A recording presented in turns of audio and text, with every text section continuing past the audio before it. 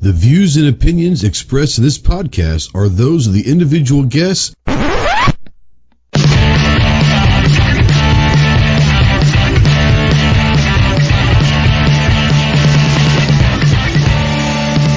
If you're a sensitive snowflake that may get easily offended, then turn this off immediately.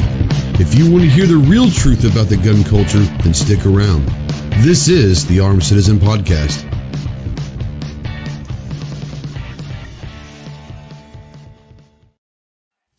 What is going on, my Go Squad? Welcome to the Armed Citizen Podcast Live. This is episode number 201. Today's date is Tuesday, July 20th, 2021. Hope everybody's doing well. If you're out there in the chat live with us, go ahead and say something. We don't know that you're out there unless you do say something. If you're watching a replay or listening in podcast form, remember that the conversation doesn't have to stop. Go ahead and utilize those comment sections below, and we'll get those questions answered or comments or whatever it is. We will see that. If you would like to get a question answered or comment read or whatever, obviously you can tag one of us that's in the chat, in the panel, or you can super chat. We don't ask for them. We don't encourage them. But if you do decide to super chat, all super chats go towards sending care packages downrange to our troops overseas. So that being said, if you'd like to call in, yes, you can call into the show or text into the show by using the Ghost Tactical Hotline presented by our good friends at sportsmansguide.com. That number is down below scrolling. It is 578. If you're a veteran, really anyone, but especially if you're a veteran and you're in that hole and you are starting to think that the darkness is consuming you and you can't find the light, or you're questioning if there is light out there anymore, first of all, call me, text me, email me 24/7. I'm always around. I can't give you medical advice, but I can probably sure as hell be a pretty decent ear and maybe talk you through some stuff. But if you are looking for someone that can send you towards medical help and all of that, please remember two things. One, you're not alone. You've got a lot of brothers and sisters out here that are willing to help. And two, the world is a much better place with you in it. So please utilize the Veteran Crisis Hotline. That number is 1-800-273-8255. Once again, 1-800-273-8255, the Veteran Crisis Hotline. As always, we'll be spotlighting the United States Marine Corps. If you want to find out more information on what it takes to earn the title United States Marine, check out the website, marines.com. And as always, we are a proud member of the Self-Defense Radio Network. It is a great site that has a lot of your favorite podcasts over there. Pro-gun, pro-2A, pro-freedom podcasts. So go check out selfdefenseradio.net. Take this off of my ugly mug. And before we send some shout outs out there, like I said, if you're out there, say something. We don't know that you're out there unless you do. If you're new to the show, new to the channel, make sure that you let us know where you're from, and we'll give you a shout out as well. But before we do all that, let's bring in our good buddy from the great state of Texas, the tactical leprechaun himself. What's up, Clove? How you doing, bud? Yo, man. What's happening? I don't know. I'm good, man. Just tired. It's, this is the kicking the balls part of the year for me. So, the dog days of summer, so to speak. The dog days of summer is just a kick in the nuts, man. But no, it's good. It's not. It could be a lot worse, Yeah. I could not have a job and not be able. This is true. And pay bills and all of that stuff. So, yeah, until the day that YouTube and my ship comes in on YouTube and I start making like Yankee and Eric money, or Clover money.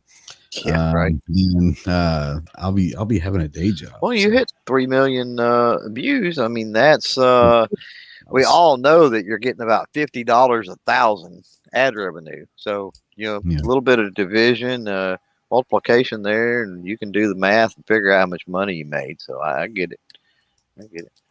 Okay. Sure. Yeah, sure. I make a lot of money on YouTube. No, I was kind of weird. It's one of those things that popped up on my email yesterday. I had no idea that I was coming up on it. I was like, what the hell? And I saw, I was like, oh, that's pretty cool. had no idea. I didn't no idea where I was, but I put it out there, and then I saw a little bit later, I guess you crossed the 2 million. Yeah, I'm glad you did that. I knew I was getting close to the 2 million. And after I seen yours, it reminded me. I was like, "Oh snap! I wonder where I'm at." And I went and looked, and I passed up 2 million on like the 10th or 11th or something of July. So a couple weeks back. There you go. Let's say hey to everybody out there real quick, and we'll give the notification. Hi, I rock your world. So we got G23 out there. We got Buck, the gun-loving grandpa. She got to shoot with Buck over the weekend. It was great to see him again. Carolina EDC Reviews. What's up, homie? Let's see here. G23 was saying that he got, yesterday, I guess he got the package from Mean Arms with Endo Mag, so I hope you enjoy it. Off the X is out there. What's up, Lance? I'll see him tomorrow night. We've got a board meeting tomorrow, so I'll see him. Let's see here. Having a nice little conversation. Guns and barbecues out there. Gunpowder Beauty. Hello, sweetheart. Keith Gregory, my favorite squids out there. What's up, squid? Andrew Carmichael. Patrick J. Phillips. What's up, Patrick? He's over on the Facebook side. I want to give some love out to the Facebook side.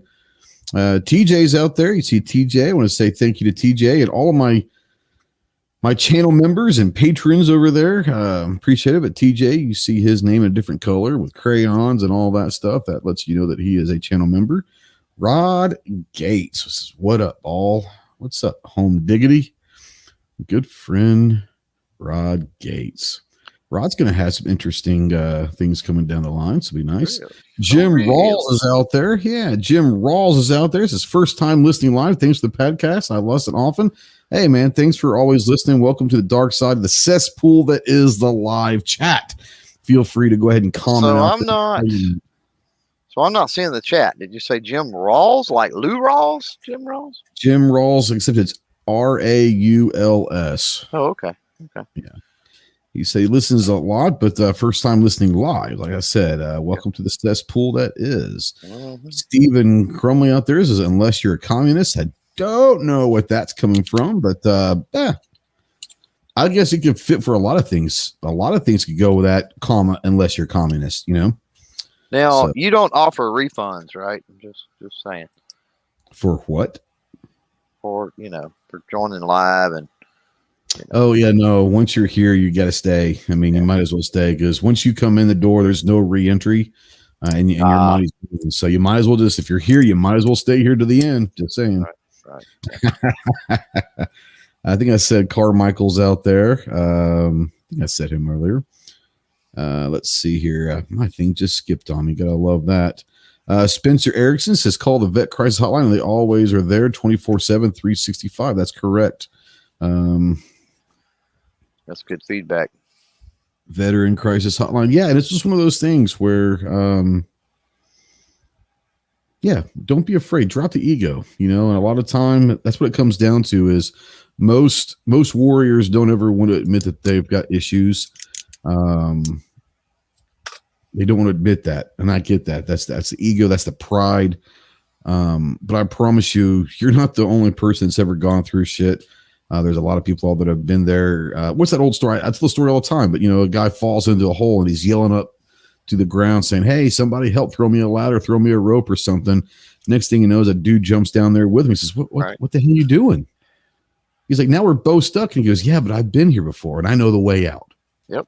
Same thing. So absolutely. We're always here to help. G23 says he's new here. Sure he is.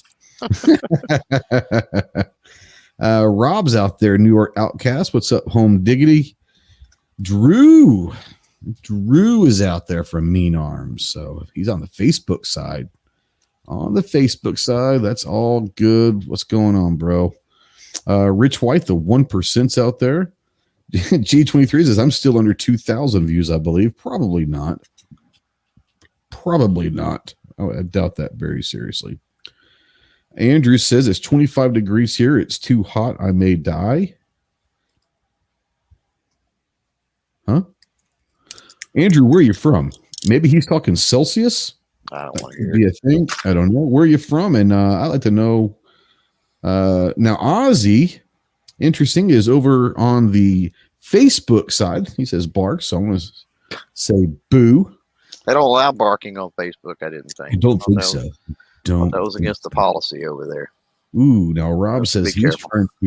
trying to pass a kidney stone. That's not good. No, that's the worst pain ever. Yeah. I'm lucky I never had one, but I know people that have it. I've heard that it is not fun. I've never before. No, and I'm a bit of a sissy, I'll admit to it, but I've never had pain before that was so intense that all you could do was like throw up and then eventually dry heave. That's it. I mean, that's the only thing. I mean, it literally put you into convulsions like that. Yep. Unbelievable. Yep. Now Rich is going old Hotel California. You can check out anytime you like, but you can never leave. So if we combine that and what you like to say, especially on Thursday night, saying it's closing time, you don't have to go home, but you can't stay here. Can't stay here. That's right. But then you go and say you can check out anytime, but you can never leave. Which one would you rather have? Would you rather have you got to go, but you don't have to go home, but you can't stay here, or you can check out anytime you like, but you can never leave? What would you rather have? I want you to go home, so I don't get out of here. Get out of here. Yeah. So you don't want them there forever. Okay. Yeah, I hear you. Mario's out there. Let's see here. Going down. See if I missed anything. I don't know if I missed anything. It looks like just having a good conversation. Lance says that he has 3 kidney stones of fear pain. Hope it passes soon. Yeah. He has them now? No, I think he's had 3 kidney stones. Yeah, I don't have the chat up, unfortunately. Yeah. Kurt Cobain didn't kill himself.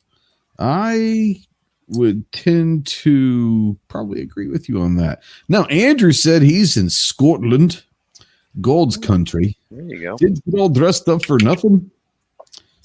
Raw Devil Dog, my buddy Kagan. Semper Gumby, my friend. Semper Gumby. Scotland. My family was from Scotland, Ireland, and then other side was probably German. So Kagan comes back and says Epstein didn't kill himself. I think we all know that. So if you guys have been keeping up over on the Twitter polls, so that's a matter of perspective, right? Well, that's true. That's true. Once as well. you get involved with those people, then could you really say that you had no part in it? That's right. Yeah. Once you have sold your soul, you know what's going to happen. Right. You know? Right. So kind of in a way, yeah, he did. Yeah. That's what it is. And I hate to say that, but you're right. Once you sell your soul, you've pretty much taken care of what's going to happen. It's just a matter of when at that time. Yeah. Exactly. Yeah.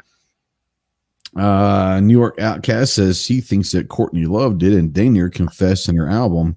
Yeah. That I tend to lean that way. I do too.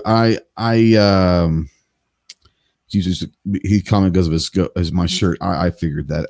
I'm not the smartest crayon in the box, but I ain't the dullest either. No, but not only on top of her album and a couple songs, there was a documentary that they had. I think it was on Netflix or Prime or wherever. It was one of them I watched last year, and it was a private investigator. I want to say that actually Courtney Love initially hired to find out what was going on. And he's going through all of this stuff and he's starting to think this isn't adding up. Right. And he starts asking her like poignant questions and it gets really, really weird. He's recorded all of the conversations, the phone calls, everything. He's recorded it all. It's a really cool one. And it, once again, all documentaries and all that stuff, they have an agenda. Let's be honest. But this one, it's definitely strange. It's definitely strange. So yeah. Anyways, so if you guys have been watching the different polls that we've got going over on Twitter and on Instagram and here on YouTube, we're going to talk a little bit, just have some fun tonight and talk a little bit about maybe some of the best guns and not just handguns. We'll go into all of them in the last decade. Because, we talk the opposite, but a lot of people talk about the lack of innovation in the industry and all of that stuff. And there has been some really innovative things that come out in the last 10 years. And obviously it's probably the decade of the subcompact, the decade of the AR-15. There's a lot of interesting things that have happened in the last decade that have kind of overtaken it, but there's been some great guns out there that people might have forgotten about. So we'll kind of go into that. Andrew says the duelist is the white crayon. See, I kind of think it's the gray, because the gray doesn't know what it wants to be. So it really doesn't know what it wants to be. They've got so many crayons nowadays. They do. I was in, Dollar Tree the other day. No, it wasn't. It was in Walmart. And they had literally, when you used to draw people as a kid, right? You never could get the right skin shade. Mm-hmm. You never could. Yep. Now they have literally a whole box of crayons that is skin shades. Like literally it's different shades of skin. Those colors, from white, pasty white, to a little yellowish tint, to a little red, to the browns, to the, it's crazy. Yeah. Now Jesse out there says, your favorite crayon, Ghost, if you eat purple crayons, they're called grape crayons. First of all, they're not purple, called grape crayons. Is that considered cannibalism? No, not at all. Not at all. But thanks for playing. Jason Ewing says, howdy, everybody. Howdy, Jason. So over on the YouTube, we put out a poll yesterday, and there's been, let's update this real quick, but no Z, just a poll. Polls. Yeah, polls. Lucy Strikes out there, I've seen. What's up, Lucy? Lucy out there.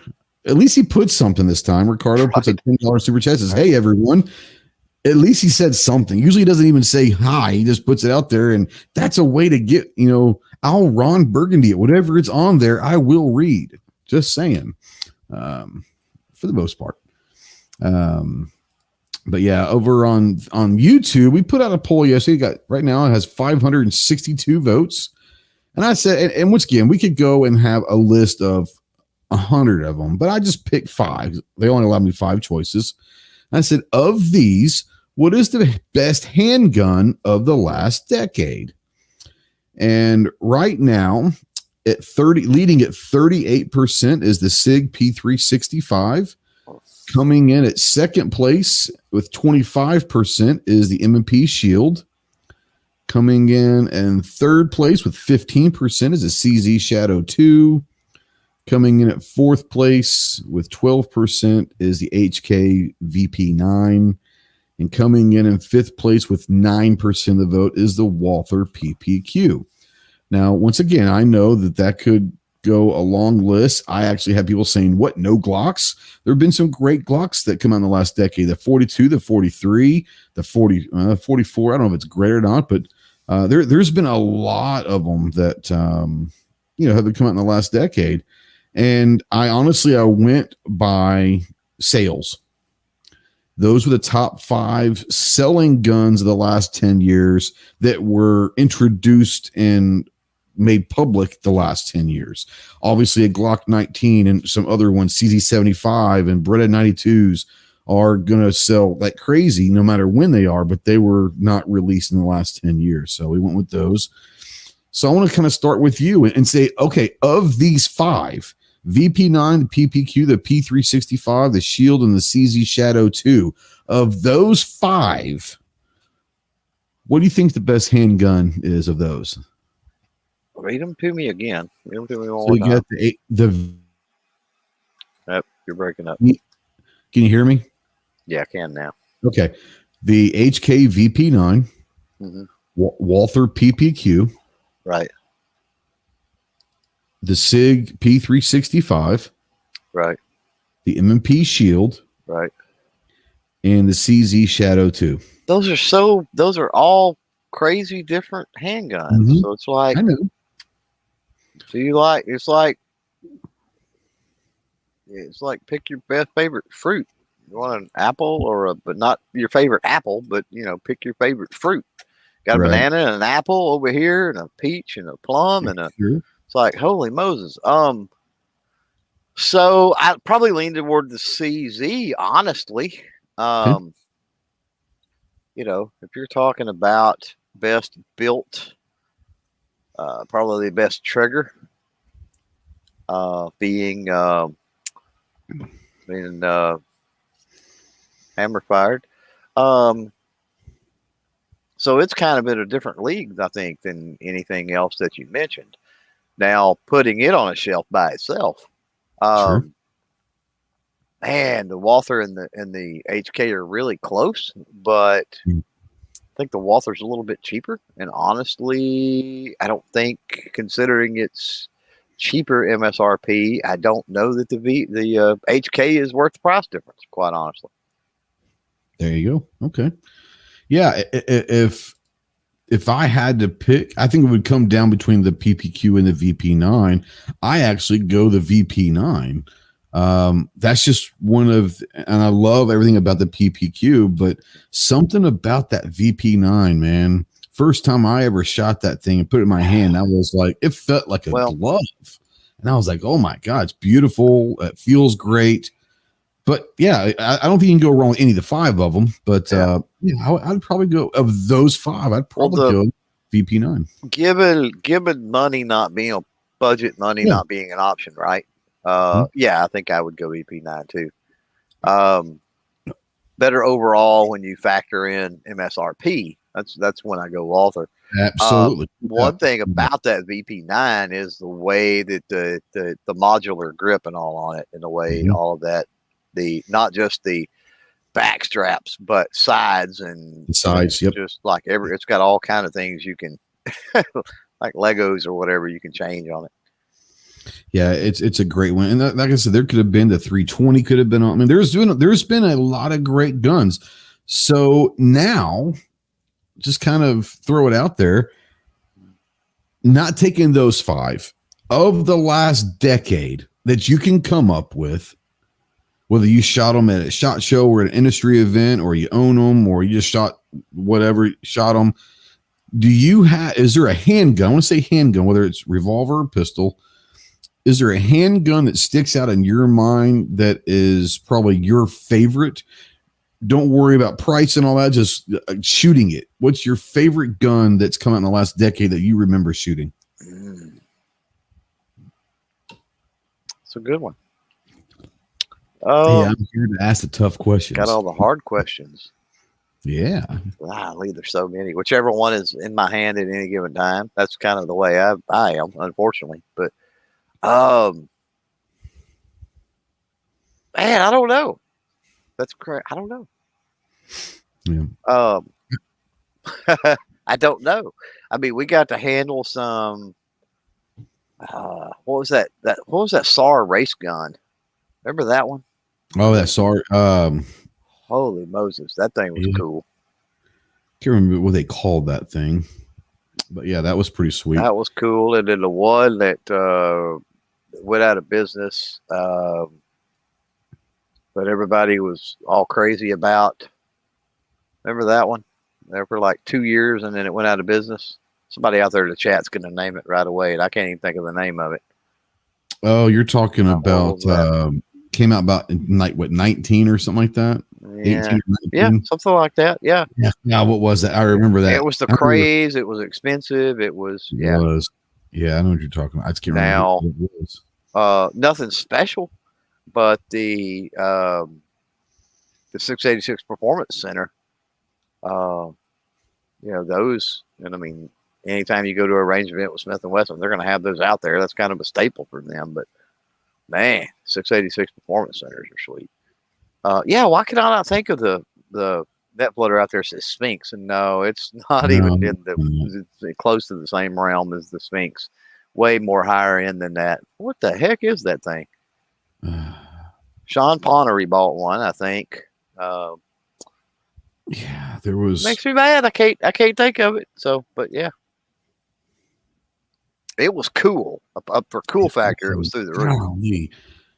I can't remember what that was. It's going to drive me nuts now. I can't either. It's driving me up. It's driving me absolutely insane. No, it's not the Yeet Cannon. I'm sorry. Sorry about the Hudson. No.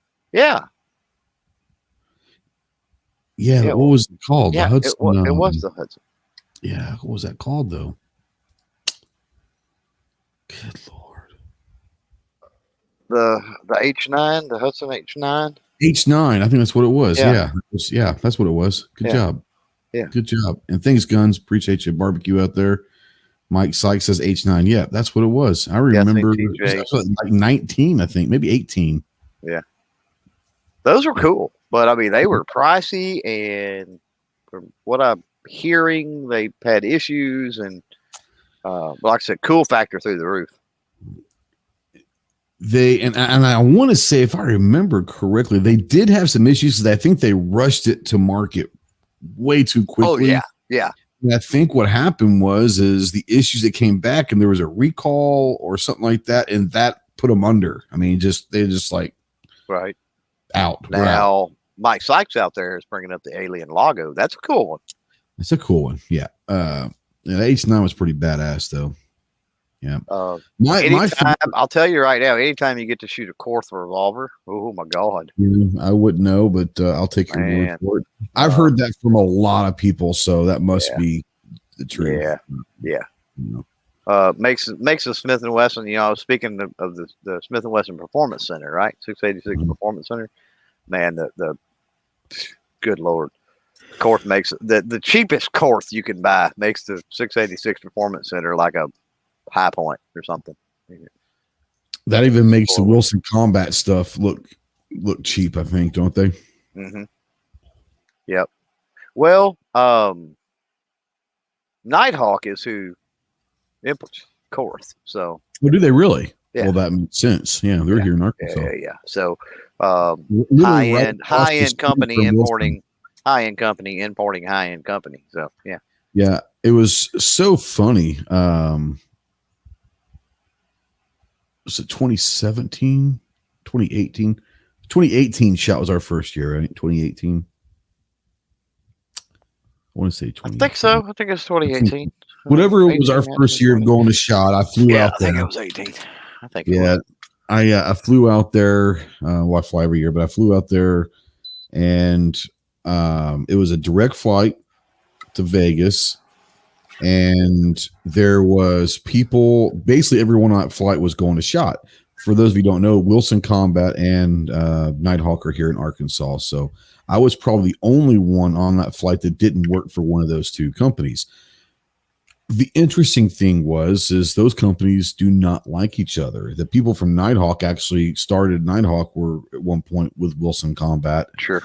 And so it was really interesting. Me sitting in the back of the plane, just watching this dynamic of Wilson Combat and Nighthawk. And I was like, this is weird, but it is one of those things. But yeah. That happens a lot. It does. Yeah. I would probably have to say, just shooting it, two come to mind, and one of them I regret saying, but I say that I liked it because it was something different that I had never seen before, and at the time got me excited. Was that Caracal? Yeah, I love the design of it. Now I hate the company, I hate the people. Yeah, but that gun was pretty badass, and for me, it's come down to.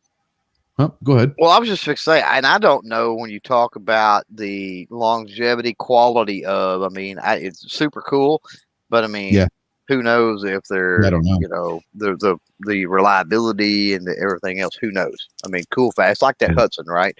It's like the experience I had with it was, wow, this is cool. But outside of that, who knows? Yeah. Now, TJ said at range day, Hudson had more broken than functional. That doesn't surprise me.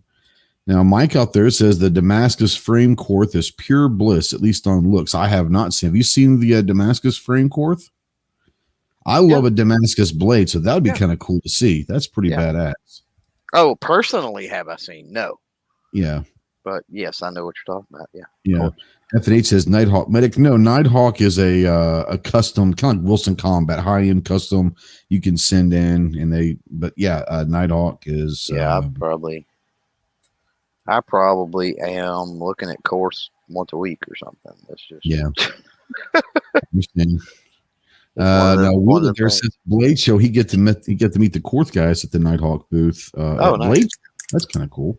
So they actually spoke decent enough English, because the ones I've spoke with at SHOT Show in the past speak English very well. Yeah, I don't know. He didn't say anything about that. He just said he met them. He didn't say he had a conversation with them. Oh, I thought he said he had a conversation with them. No, he said he at the Blade Show met them. I had an interesting conversation with several of them at SHOT Show one year. Smoking section, go figure, right? Of course. And they were all straight up German, man. I mean, thick accent, spoke enough English that we could, about halfway communicate. Well, between their English and your English, only would make it better is if Snob was there and we got the Okie involved too. So, right, what it is.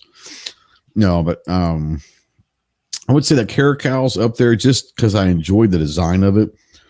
But my favorite gun in the last 10 years, I know it sounds crazy, it's that Canik. That TP9 is a damn good gun. Canik, in a short few years, has positioned themselves to be a big-time player for quality, for price point. I don't give a shit that they're from Turkey. I don't. I'm not one of those guys that are I'm not gonna buy them. No. I don't. It's what it is. My money is going to the gun shop. My money's not going to Turkey. Now the gun shop's money is going to Turkey. Yeah. I'm buying it from my gun shop. Yeah. But yeah, I love the Canik. Now let's start going in because obviously handguns aren't the only thing, but of the last 10 years, is there anything that sticks out rifle wise, whether it's bolt or lever or AR? Is there anything that kind of really sticks out in your mind that says, man, the last 10 years, that's really, really was a good one? Not from an innovation standpoint or anything like that. I would say probably not really. I mean, Savage over the last year or so, bringing back the straight pull action. Oh man, super sweet. But I mean, that's not innovation. I mean, that's been done before. Right. And I'll tell you what I've seen, the Henry stuff that you've had the last couple of years. That's exactly what I was fixing to say. You scare me sometimes, bro. Is I was talking about Henry over the last 10 years, man. Henry has really come in and knocked it out of the park, man. They've got that long ranger, the single shot. They have the side gates. They've got the tactical polymer, versions, all weather or whatever they call them. They've come on with just a wide variety of stuff that they've been putting together. And those long rangers I haven't got to play with one extensively, unfortunately, due to, the cough and no shot 21 and everything else. But I was really wanting to kind of make that my foray into the 6.5 Creedmoor with one of those, because from everything that I'm looking at, reading, in my limited experience, those things are very similar to like a Ruger, an old school Ruger #1 rifle. So if anybody's out there familiar with those old school Ruger #1s, man, oh my God, those are solid rifles. And I think that Henry Long Ranger, very similar style and design and performance out of that. The Henry X series. Thank you, Rich out there. Yeah. Mike Sykes says, I've enjoyed seeing lever guns with threaded barrels and rails.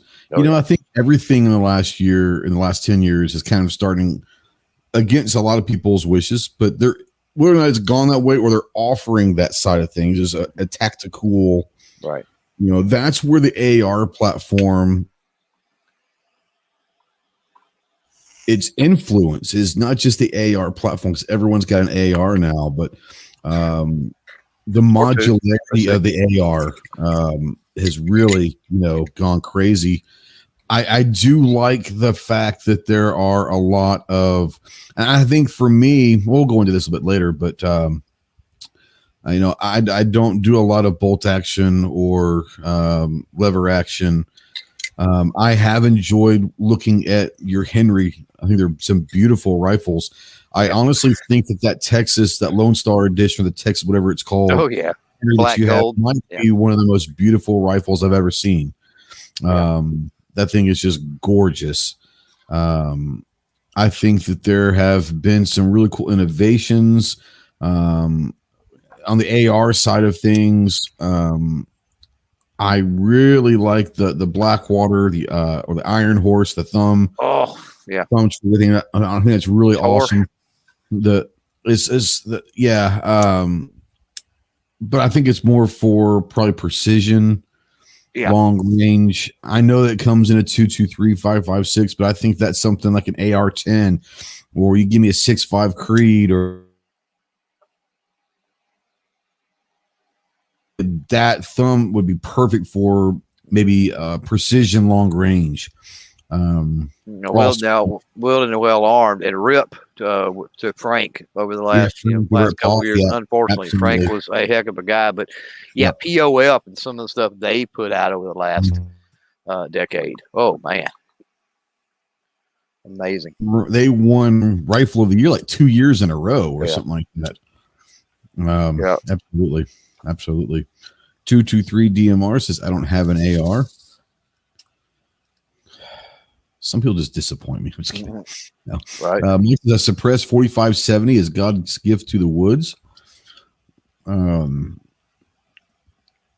don't know anybody that runs a suppressed 4570. It would blow every baffle. I mean, my suppressor, bore wise, would handle it. But and my suppressor for my 458 SOCOM, bore wise would handle it, but pressure wise, no, there's no way. There's no doubt it would damage it. And I don't. I'm sure somebody's out there doing it, but it's like, wear some ear pro. Right. So my wife sent me a text. I guess she goes, "What are you eating?" And she can hear me out there. Obviously, mess with these rappers. I'm eating gummy bears. There you go. So she's wanting to know what I'm eating. So she can hear me out there. I'm eating gummy bears here, Yoko. Do you eat the purple ones first or the grape ones first? No, this is what I do. I get my little package of gummy bears. Those are Haribo gummy bears too. Those are like name brand gummy bears. Yeah, buddy. They're also the only ones that I've been able to find in these small little individual packages. Ah, gotcha. So at this point, I just throw in my hand. You could buy them bulk, and you could get you some of the little Ziploc bags that are. I'm too lazy for that, bro. Sort of out. Save a lot of money. Come on. What about the 700 Nitro Express? What the hell is that? Oh, that's a big honking round. Nitro Express. Let's see here. Silencer Co. Hybrid handles the 4570 with ease. It also doesn't quiet it down very much, but okay. Here we go. I'm very, very, very, very snobby when it comes to suppressors and night vision. Right. You know that about me. Some people out there may not. But yeah, when I go suppress, it's not, I don't want to just cut the noise by a few decibels to make it hearing safe or, whatever. It's like, I'm looking for movie quiet or I don't want it. And I've got several rifles that suppress. They are movie quiet. It can be done. Yeah. They, let's see here. I got a text, from Mario. There we go. It says, check out the Canic Rival. The Rival's beautiful. SFX Rival, I believe is what it is. Oh, yeah. All the SFX. That's one of like the similar to the signature line, isn't it? Yeah, I want to say it's kind of got like all of the The levers and everything are like gold, and it's like a gray, really cool gray and gold combo. At least one that I saw. But yeah, that rival's pretty cool. It's more of a race gun, and that's what the SFX. The SFX is their race gun, their full size long barrel race gun, basically. Yeah. That's very similar to the Signature. And I got to shoot the Signature earlier this year. In fact, the Signature may just be a little different version. The Signature, I think, is white. That's the only difference. Doesn't have quite the slide cut and aggressive. I don't think it had all the rail section cuts and all on it. Just looking at it. But it make sure I want to talk about the same thing before I start talking out of my ass. So yeah, it's a full size, very aggressive cuts, undercut, like a 2-layer rail under the bottom. Yep. But yeah, that is definitely their race gun. I should say that was designed to be a race gun. That's their Ferrari. Yeah, basically. Yeah, absolutely. Yeah. Great gun. Anything Canic, I'll tell you, I'm sold. I'm in on anything Canic. They've proven them. As a matter of fact, there might be a video coming out this weekend. If you're on Patreon or a channel member, you've already got a chance to see it. But yeah, I just don't understand I don't understand those cuts on the front. I mean, maybe that's for lightening up weight. I mean, it looks like rail segments, but there's no way it can be because that moves back into the frame. So I don't know. Yeah, I would say probably weight. It looks cool, but it's not going to have anything to do with muzzle or recoil. So that's out the window. So I don't know. I think it just looks cool. Really. I mean, I don't know. I'm sure there was a reason for it. And if I wanted to go online and probably dive into it, I could find, but ultimately, yeah. Now Jim out there says 44 Magnum Winchester lever action with the Seco hybrid movie quiet with 44 specials. Now I'll say this, and this is not something that's come around in the last decade, but, in the last couple of years, there are things that I want to get more involved in and expand, not only expand my knowledge, but expand my experience levels and get better at it. And that's one is long range shooting. And another one would be revolver. But when I was looking this past April in Tulsa at Wanamaker with Buck out there, gun loving grandpa, he was looking for a Magnum caliber lever action. Mm-hmm.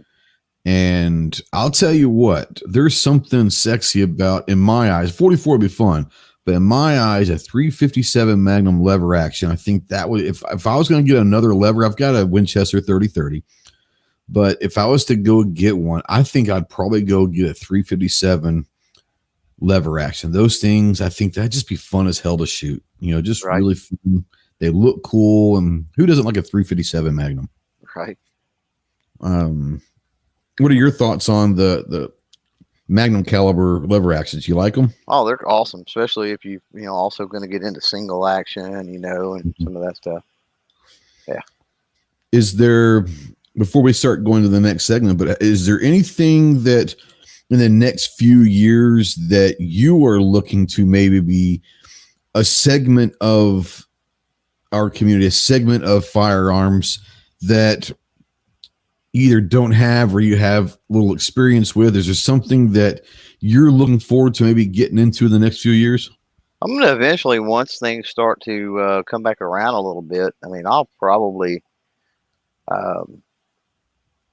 get, I still haven't really jumped into the whole PCC, not from the aspect of, I've got PCCs. PCCs are not anything new. No. I've got a, Ruger 44 carbine, which is basically a PCC, right? I've got a rifle at 7.62 Tokarov, which is anything that shoots a, or pistol. A 22 long rifle is now considered. Could be, yeah. Yeah. Could be considered. And so, but the more modern stuff. I'll tell you one that, and it's a company that hopefully they can get some things lined out. Is Soul Invictus, But that TAC-9 they've got is like a combination of a AR and a Tech 9. Yeah. And man, I really would love to play with one of those. Of course, they got to get some things company wise sorted out and lined out. I think really like that. Want to play around with some mean stuff eventually once Drew and the guys kind of get things lined out and going on that. It's just been so tough the last year and a half now, or something like that, because everybody's busy leading up to SHOT, and then we run into the cough shortly after SHOT. So it's like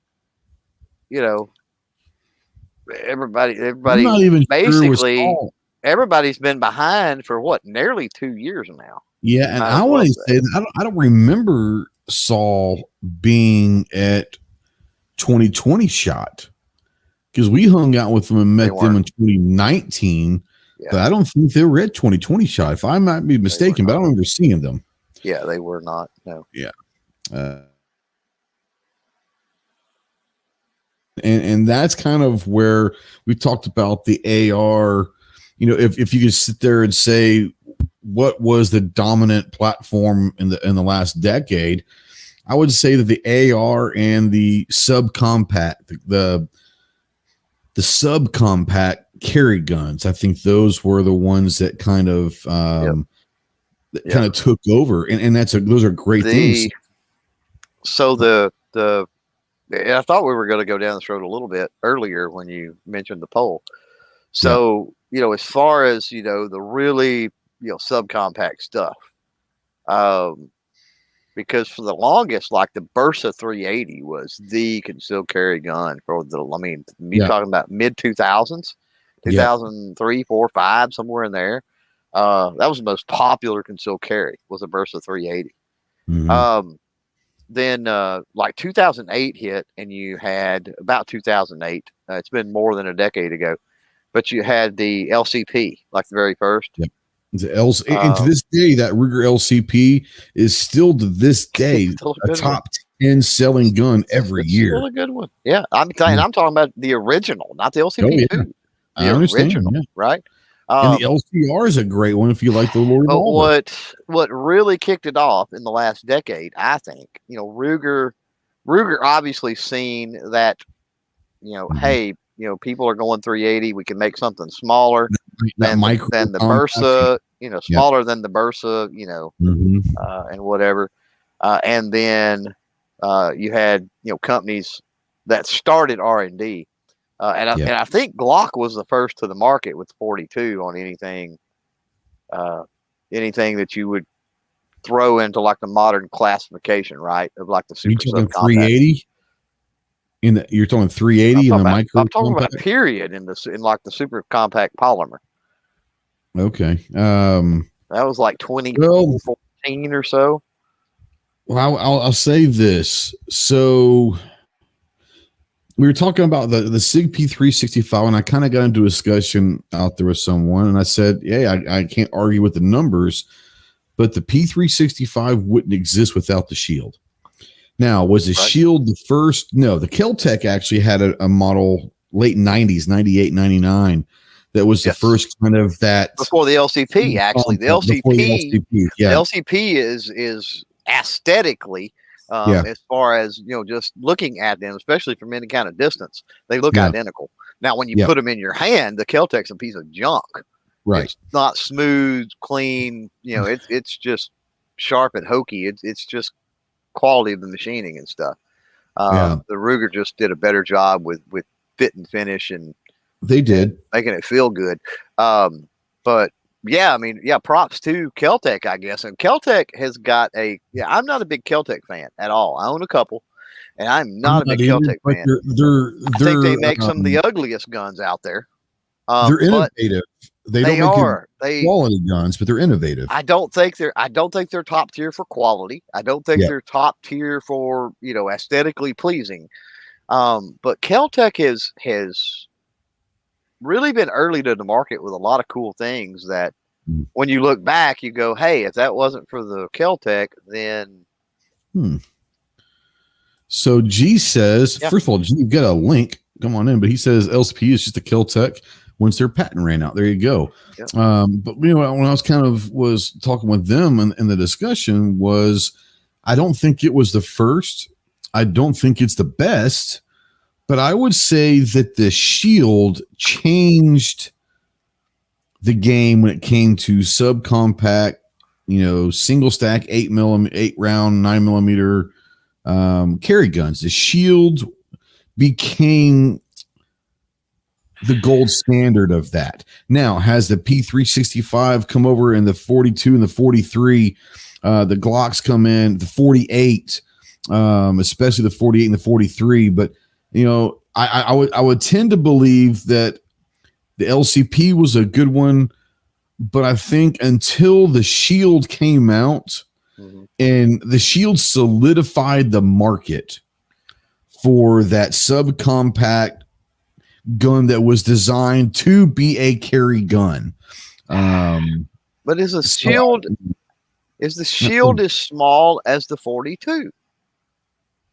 Or even the 43. No, it's not as small. It's not as small, but what I'm saying is I think the Shield was the precursor to the 48, the precursor to the P365, the precursor to all of these 8 to 10 round 9mm, larger frame, but yet still small enough to carry comfortably. And that's where I think the concealed carry boom happened. I'm not saying that the Shield was the cause of it, but I think that the Shield legitimized that sector of what a carry gun could be. Without that, they wouldn't have gone to the 365. They wouldn't have gone to 48. You know what I'm saying? Well, like that was a major manufacturer making that move, right? Like that's what I'm saying. That's what I'm saying. Major in terms of that niche. Yes. Right. Not that Ruger is not a major manufacturer, but let's be honest. Ruger is more known for I don't want to say FUD guns, but Ruger's not known for necessarily for carry type stuff. When I think Ruger, my mind doesn't automatically go to tactical stuff with the Ruger. Yeah. Now, Rich says a lot of the people say that the PPS from Walther. Yeah, like I said, I'm not saying that the Shield was the first or whatever. There was many before it. I think that prior to the Shield, it was still iffy. Is this going to catch? Is this something that the industry is willing to spend money in? Now, 10 years later or 15 years later from the Shield, every company has their version of that gun. Not saying that it was the first, not saying it's the best. The Shield changed the thought processes of every manufacturer. Say, all right, we finally had one that stuck. Now we're all going to be able to jump in that game. And there's some great ones out there for sure. Go ahead. Sorry about that. I don't know. I mean, I'm okay with saying, okay, maybe Shield had a role to play. But I'm hesitant to give Shield too much credit as at starting it, because I didn't say it started. Legitimized it. I think it legitimized it. Yeah, you're talking about a lot smaller platforms in the 365s and the Hellcats and the 42s and the 43s than the Shield. So not so much, but I think, but that's the innovation. Is I don't think that the Hellcats, the 48, the 365s come out the way they did, and instantly they were the gun of the year or all that, had the Shield not been there. Right. I don't think that the Ruger would have held enough weight. I don't think that honestly, the PPS is a decent gun, but let's be honest. That's about where it ends. It's about where it ends. I've never been a fan. Yeah. No. Obviously the Kel-Tec, but I think that once again, I'm not saying that the 48 and the 365 wouldn't have come out. That shield paved that road for them. Now, Doc out there, obnoxious, says Ruger strength is revolvers. I wouldn't know. I've heard that. I mean, I think that Ruger's semi-automatic pistols, like the EC9, the Security 9, obviously the LCP and all of those, the 5.7, they're okay. They're good. I think they're very good for the price point. Now, would I put them and say these are you've got to have them. No. So I've heard, once again, I'm not a revolver guy, but I have heard, including Clover, speak very highly of Ruger revolver. So from what I'm hearing, I would say, and a lot of people would say this, I think you would say this, Clover, that Smith & Wesson's strength is not semi-automatic. It's probably more revolvers. Yeah, so, absolutely. Yeah. Yeah. I mean, when in Smith & Wesson's case, when you built something literally for 100 and some odd years, Yep. And Ruger's been doing it for a very, very, very long time. Yeah. But yeah, you're also talking about companies that built their name and their legacy, and companies sell out and change ownership and change management all the time. So we're not talking about Smith & Wesson are not in the same when family. when we say the company, we mean the legacy of the company, basically is what we mean, or at least what I mean. I'll put words in your mouth.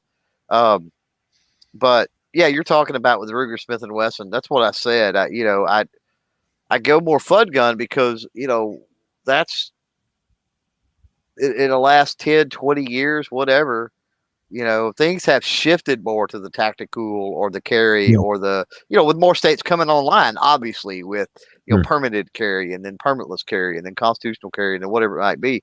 Our Second Amendment rights have trended in such a way that's led to that market being able to open up. Right.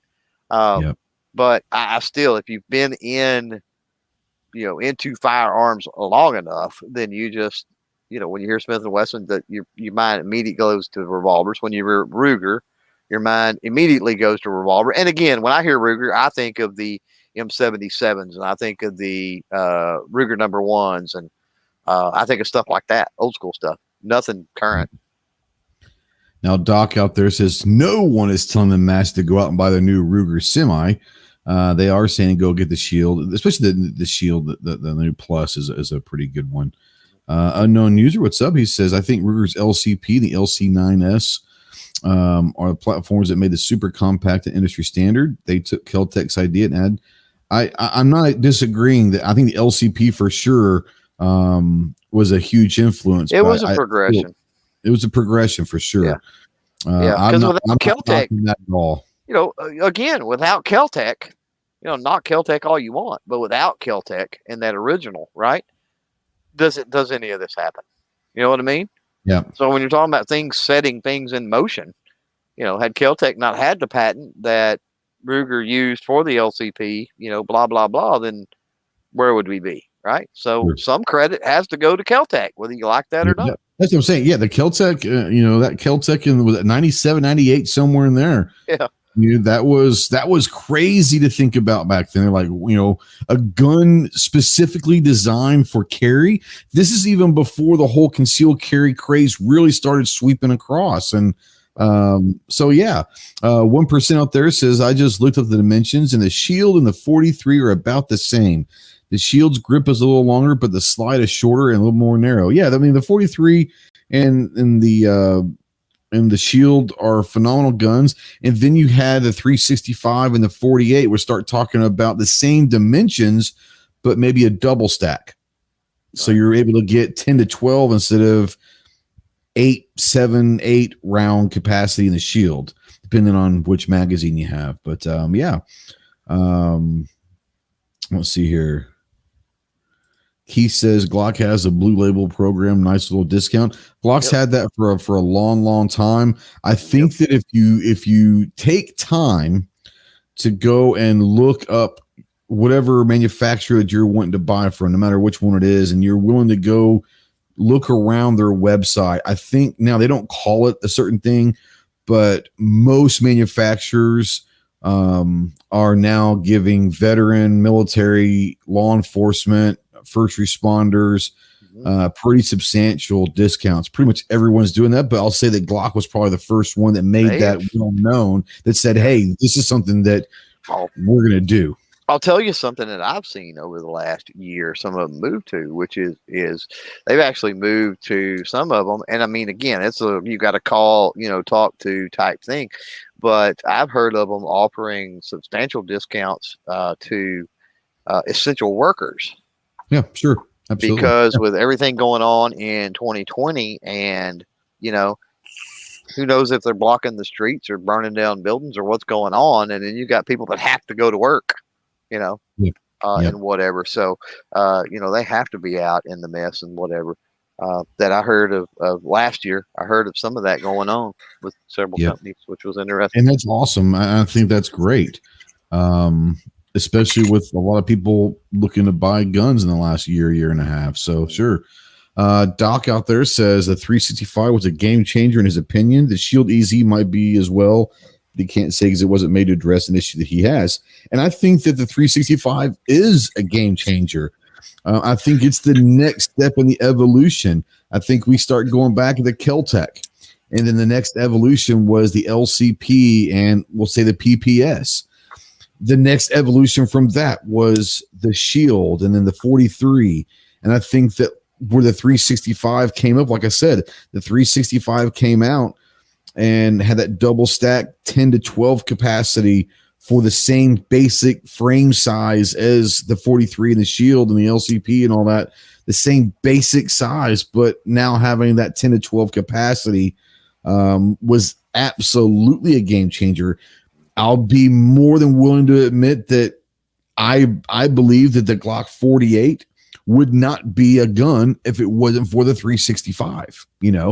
I think that was an absolute direct answer to the 365. No doubt about it. I think the 365 is a phenomenal gun. And if I was ever I almost bought a 320 not too long ago, but I have shot the 365. And it's a really, really, really great gun. And I'm not a big SIG fan. But it's a great, because it's the next evolution of the subcompact carry gun. It's every step along the way you can see that, like I said, the Kel-Tec, then the Ruger, then the Shield, then the 365, and 2 or 3 years from now, someone's going to get really innovative and come out with a 15 or 16 round. Who knows? Someone's going to come out eventually with maybe some crazy gun that we never even thought would happen right now. But yeah, the 365 is a great gun for sure. Let's see here. Warsaw's trying to change the subject. He says, I don't know if he just doesn't pay attention or what, but he says, Clover, I got to ask you by chance, do you have any patches or stickers of your channel? He's putting together a 2-way sticker and patch board. Clovertac.com. Like, really? Yeah. Who asked that? Yeah. I need to slap somebody. That's what I need to do. Warsaw asked that? Warsaw asked that, of all people? Warsaw he says, same question for Ghost. GhostTacticalProductions.com or GhostTactical.us. Got it all. Had it all for years. And what do you get? Clovertac.com, you get half off all orders $50 or more with code half off, which is a pretty sweet deal. Free shipping, and every order gets extra swag. So you get even more stickers and patches and other things. So there you go. Put Clover's website right there. Yeah, because I don't have the YouTube chat up. And I'm going to put mine right there as well. So there you go. I'll tell Warsaw this: if he does the $50 with 25% off, I'll make sure you get several extra patches for your panel that I don't sell on the site. There you have it. Wheeled out there says IEDC a pair ordnance P12, the 12+1 of 45 ACP. It's a heavy 32 ounce, but same size footprint as a Glock 19. So the Glock 19, everyone knows, is one of my favorite guns ever. That's not what they call a that's more of a compact. That is not in the same realm as the Shield of 365. That's in the same level as the P320, M&P 2.0, that kind of that 15 round capacity to 17 round, depending on what it is.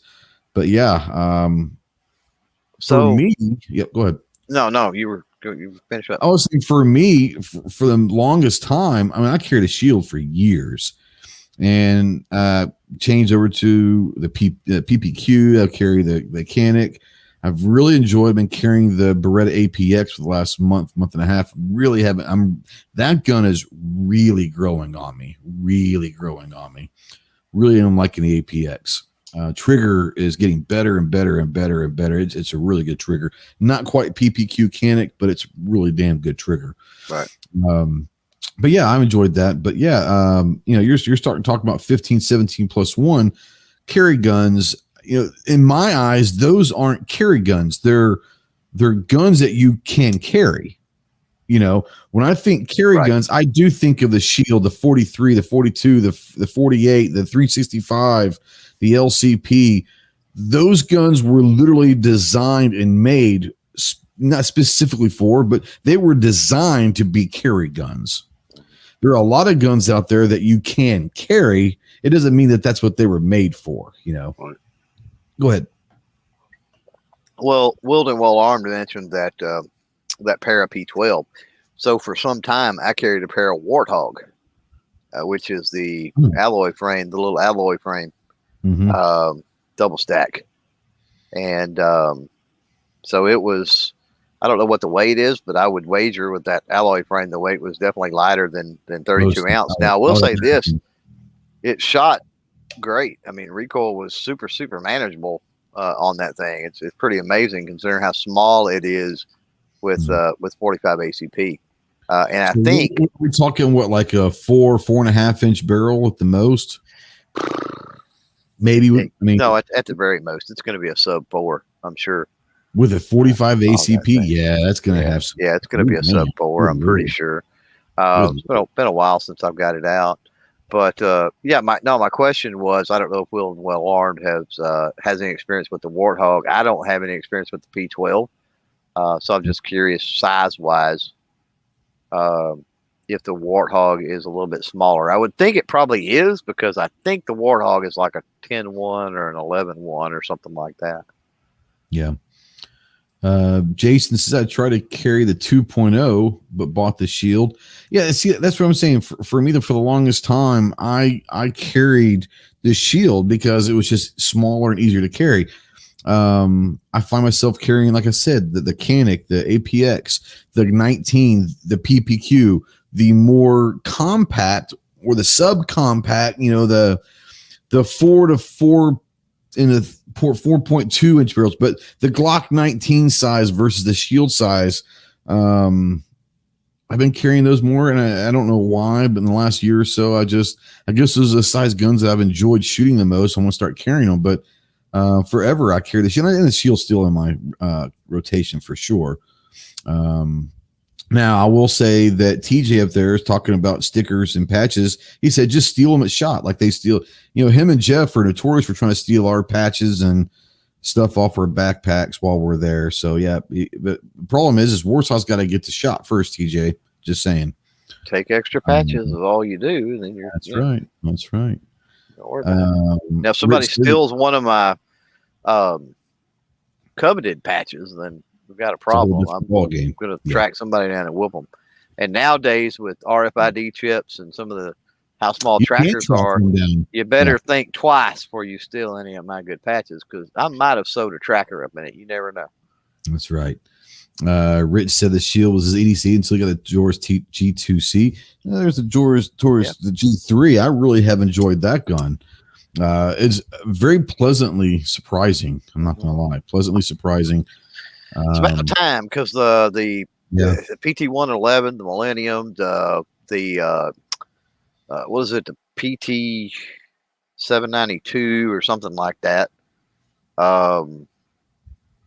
There's several that Taurus put out there for a while. It was just the Spectrum Gizzard out there.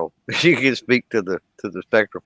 No, it wasn't. Was it the Spectrum that he got and had trouble with? Maybe it was. Man, there's just so many that Taurus has put out, trying to get it right. And I think the G2s and G3s are I think that's their more solid lineup. Yeah, I think everyone's talking about the G4X. Everyone's raving about it. I have not shot it yet. I don't know. Did you shoot that down in Alabama or not? The G4X? Yes, I did shoot the G4X. Yes. Pretty good? It's shot like a G2 or a G3. Okay. You know what I mean? I mean, it's not, to me, there wasn't any real difference. Yeah. There's optics plates and some grip things, and there's some, some stuff like that that's different. But yeah, as far as the way it operates and the way it feels, yeah. Doc says everyone had problems with the Spectrum. The Spectrum was not their most. Oh, and then they had that curb. I forgot all about the curb. Yeah, they went through about 3 or 4 years. They had some really bad designs. Just It is what it is, but they redeemed themselves. The G series is probably saved. Honestly, it probably saved Taurus. Yeah. I can't remember the little one. Somebody out there is the one that I'm thinking of. Little single stack 380. Taurus. Yeah, and I said it was like a P792, and it's. I don't think that's it. But yeah, if you remember what that is out there, maybe it's a 795 or something. I don't even remember, but those are horrible. 738 could be. PT 738. PT 738 might be. It's got a nickname too, whatever it was. I thought, but 380 PT 738 TCP 380. Yeah, which is the TCP. Yeah. Okay. That's it. The 738, which is the TCP. That's exactly what it is. Yeah, those were good. I did not like those. Do not like those. They're still around. Some people use them. Some people have them. Some people use them. Yeah, Keith Gregory, TCP. Thanks, man. Yep, there you go, Keith. Yep, let's just put that up there. We were talking earlier about the AR and the modularity and the tactical stuff, and you brought up the PCC, and like you said before, the PCC is not a new idea by any means, but I think that they've become prevalent in the last probably 5 or 6 years, to where now everyone's got their 9mm 6.7, 5.5 inch, 6.7 inch, 10-inch pistol, or whatever. But they've got the even the 16-inch, but they're still a 9mm, or the 45, or everyone's going with the 22 stuff, where it's still considered a PCC to some people. Why, I don't know. But you were talking earlier about Smith & Wesson, and you were saying, most people, when they think Smith & Wesson, they think revolvers. When most people think Ruger, they think revolvers. For me, I wasn't obviously a big revolver guy. When I think Smith & Wesson, I think M&P, and I think ARs, because I love their AR, their M&P 15s. But it is interesting that I think you're right, though. People that have been around for a while, and especially that love the revolver game, when you hear Smith & Wesson, they probably do go straight to revolvers. But that's kind of interesting. When you said that, I was thinking, for me, it's not the case. For me, it's M&P 15 or the Shield. That's the first thing that comes to my mind when I think Smith & Wesson. It's just one of those things that's kind of a cool thing. But yeah, I would say that the PCC game, they especially the 9mm AR pistol type game, or is really come into, and I think there's a lot of people that Sunday, me and Buck and Hans were shooting at the range, and I was shooting a lot with my 9 PCC, and there were a couple guys that are out there, and they were talking, I've really been thinking about getting a 9mm AR and all that, and I think that's something, whether it's not as 9mm, but I think that's something. I know there's a lot of people enjoying the 10mm ARs. Someone mentioned earlier in the chat the 308 pistol. That's not something that I'd be interested in, because I think that just kind of diminishes the whole idea of the 308 round. But hell, do it, man. I'm all for it. Nah. Depends on the barrel length, but nah. I mean, if you're able to. Depends on what you want to do with it, right? Like a 10-inch AR-10. Yeah. That just doesn't seem like it would be. I mean, what's the point? But so you would say what? Go 300 blackout if you were going to do that? Absolutely. But why get into a whole different caliber? Maybe if you've already got 308. Well, you're going to get there's a lot to be said about that. Where you're going to get roughly the same performance probably out of it, in my estimation and experience. So, yeah, I don't know. I don't know, but yeah, I don't see myself jumping into the 308 game at a pistol at the pistol length. You're not going to get the versatility. You know what I mean? I mean, the 300 blackout is awesome, versatile, but if you already have 308s, then man, why not? Just not going to be good past a couple hundred yards. Like you said, if you're going to do that, go 300 blackout, and you're going to be just fine. Let's see here. Going up here, I saw someone was talking about their Gerson. Warsaw talking about the Gerson. I can't wait. I've got a Gerson coming in here pretty soon. Looking forward to that. I know that you're very, very happy with that company. So I'm looking forward to, for the first time, messing with a Gerson. Looking forward to it. Was it the Regard, which is basically the 92? Is that what it's called, the Regard? Mm-hmm. I think I might have to go get one of those things. Different barrel, different lock and block. Other than that, which incidentally was what many considered the weak spot absolutely. the Berettas back in the day. So, but different barrel, different lock and block. Other than that, everything else is basically interchangeable. So yeah, magazines included, which is not the case with Taurus, by the way. With the PT92, you mean? Correct. Yep. 223 says, I want a 10 millimeter Banshee. I shot, that's the CM. Okay, so I get the Banshee and the Bantam. I think the Banshee is a CMMG and the Bantam is the Faxon. I want to say the Banshee's a CMMG. I've shot the CMMG Banshee. It's good. I think Armentia had one for a while, did she not? Yeah, I never pulled the trigger on it. Not 10 millimeter though. I don't know if it was 10 millimeter 9. Yeah. It is what it is. I think that 10 millimeter AR pistol would be awesome. I don't know what brand I would get. The CMMG is probably as good as any out there for the price and all that, but I definitely wouldn't go seek out a CMMG. I don't know. They have a lot of questionable practices with people that they work with sometimes. It makes you wonder about them. But it's so Warsaw says, are you a fan of 308 rifles? If I wanted a 308, I'd want an FAL, an FN. Am I a fan of 308 rifles? Sure. I think they're definitely have. I don't hunt. Okay, so let's start out. I don't hunt. So the reason why I would not go 308 is if I was going to go into something like that, it would be for long range shooting. And I think that with the 6.5 Creed, the 6 millimeter, there's a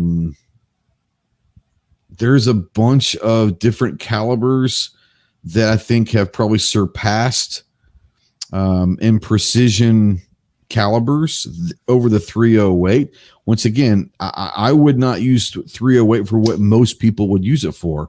So for me, if I was going to go more of a long range platform, and Clover knows this, I'm looking to get into a 6.5 Creed. Does that mean that I'm not a fan of 308? I am a fan of 308, but once again, my uses for a 308 are very minimal. And I think that there are some superior ballistically good calibers out there for specifically long range shooting. So I would probably not go to 308, but I'm not saying I wouldn't, but I would probably go 6.5 Creed. But yeah, the 308 round or the 7.62 by 51, if you want to call it that, great rounds. But if, like I said, I'm not going to go. If you had a 3.0, let's just take this for instance, a Savage Stealth in 308 and a Savage Stealth in 6.5 Creed. Clover knows this. I'm going 6.5 Creed. Clover has a Savage in 308 and loves it. But I think Clover's uses for his 308s, he's got more usage actually for a 308 than a 6.5 Creed. I really don't have a use for a 308 in my lifestyle. So if I was going to go with something that was going to be more of a long range or intermediate range rifle, I'd probably go 6.5 Creed for sure. Mm-hmm. What about you? I know you're a fan of 308 though. There's nothing wrong with 6.5 Creed. There's several other cool calibers that are out there now. I'm talking long range. I mean, I really like a 300 Weatherby Magnum, 300 Win Mag. I think if you ask most long range guys, you tell them about the max range plus the power oomph, I would say that you would find out. I would say most snipers are probably a 300 Weatherby fan or a 300 Win Mag, a 300 Win Mag for sure. I know a lot of famous snipers were 300 Win Mag. Charlie's a 300 Win Mag guy when he was in, Yep.